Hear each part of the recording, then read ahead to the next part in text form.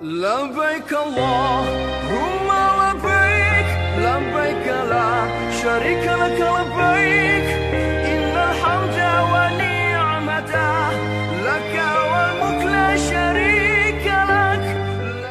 Yang pertama adalah peluang memberi sedekah makanan kepada fakir miskin ataupun sabil. Okey. Sebagai contoh di Mekah, perjalanan kita daripada masjid ke Misfalah. Sebagai kita ambil contoh jalan ke Misfalah. Okey. Di jalan ke Misfalah tu terdapat bangunan hotel dan di bawah bangunan hotel tu terdapat deretan kedai makan. Banyak kedai makan.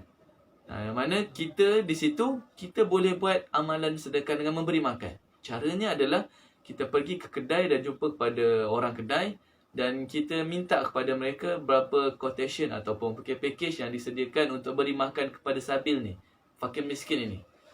Terdapat beberapa harga sebagai contoh, ada 6 rial, ada 5 rial, ada 10 rial, ada 15 rial, ada 16 rial dan sebagainya.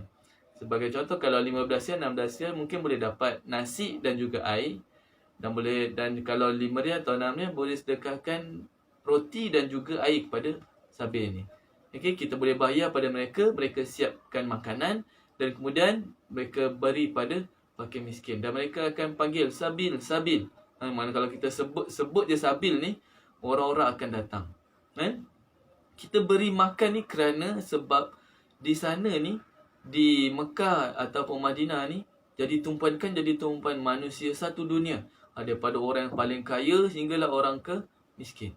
Dan sebahagian daripada mereka ni daripada negara yang jauh-jauh, bukan seperti kita, seperti kita, negara kita, tanah air kita Malaysia ni, syarikat-syarikat yang ada, syarikat kita sendiri menyediakan kelengkapan yang cukup untuk para jemaah. Alhamdulillah, cukup sarapan paginya, makan tengah hari je dan juga makan malam cukup, dengan katil yang empuk, hotel dekat dan sebagainya. Tapi mereka yang daripada negara jauh ni, yang negara yang tak berapa mampu seperti kita, mereka hanyalah basic penerbangan dan juga penempatan. Makanan belum tentu ada.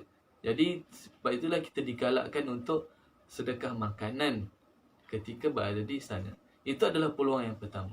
Peluang yang kedua pula adalah kita memberi sedekah mungkin dalam bentuk wang kepada, kita boleh beri sedekah bentuk wang kepada umal. Umal maksudnya adalah pekerja-pekerja di Masjidil Haram dan juga Masjidil Nabawi.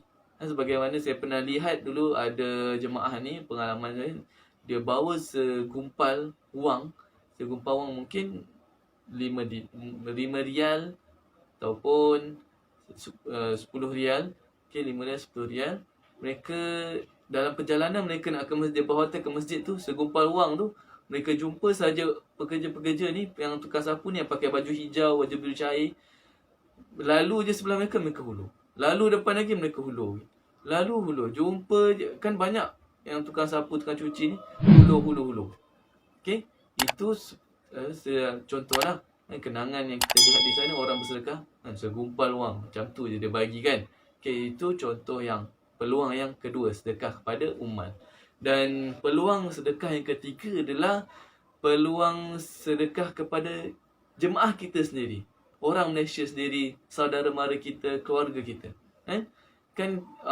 Sedekah yang terbaik adalah sedekah kepada orang yang rapat dengan kita. Jadi para jemaah kita boleh sedekah belanja. Belanja sebagai contoh, belanja aiskrim, belanja minum air. Sebagai contoh kan, selepas solat Zuhur kan panas, terik. Saudi kan negara yang panas. Jadi nak perjalanan ke hotel tu, mungkin haus dan nampak pula orang jual aiskrim ni, cantik, sedap, warna-warni. Kita belanja kawan kita, jemaah kita. Masya Allah, sedap. Manis, sedap sangat, sejuk balik ke hotel. Itu yang paling simple. Kita belanja air, kita belanja aiskrim. Selain itu juga di hotel kita juga, dengan syarikat kita, sehari sebelum pulang ke tanah air ataupun sebelum pindah ke Mekah ataupun Madinah, kita ada buat bacaan Yasin. Dan ketika baca Yasin ini, ada disediakan kotak untuk kita berinfak dan juga bersedekah. Okay? Bersedekah sebab sedekah ni fadilat dia banyak kan. Hapus dosa, dijauhkan dari api neraka, diberi kesihatan dan bermacam-macam lagi faedah sedekah. Jadi dalam bacaan Yasin tu ada disediakan kotak infak. yang mana kotak-kotak infak ini, duit dalam kotak infak ini akan digunakan untuk para jemaah juga sebenarnya. Para jemaah juga akan, gimana pihak pengurusan akan menggunakan wang-wang infak ini untuk, biasanya akan dijamu pada para jemaah, jamu makan. Sebagai contoh, makan unta. Makan unta. Kita di tanah Malaysia, tanah air kita, mungkin sukar nak dapatkan unta. Bukan sebab benda yang asing lah bagi kita unta kan. Tapi di Saudi, bila kita dah sana, unta banyak. Jadi rugi. Bukanlah rugi, maksudnya kita kalau ada peluang, kita ambil lah peluang untuk kita jamu selera unta. Dan insya-Allah di syarikat kita ada dijamu unta, jamu makan unta hasil daripada wang-wang sedekah daripada jemaah-jemaah kita. Mana jemaah kita sedekah hari ni untuk jemaah yang akan datang lah. Apa yang kita makan ni adalah jemaah yang sebelum kita yang sedekah pada kita. Jadi insya-Allah apa yang disampaikan mudah-mudahan dapat diambil iktibar, amal dan sampaikan kepada orang yang lain. Terima kasih.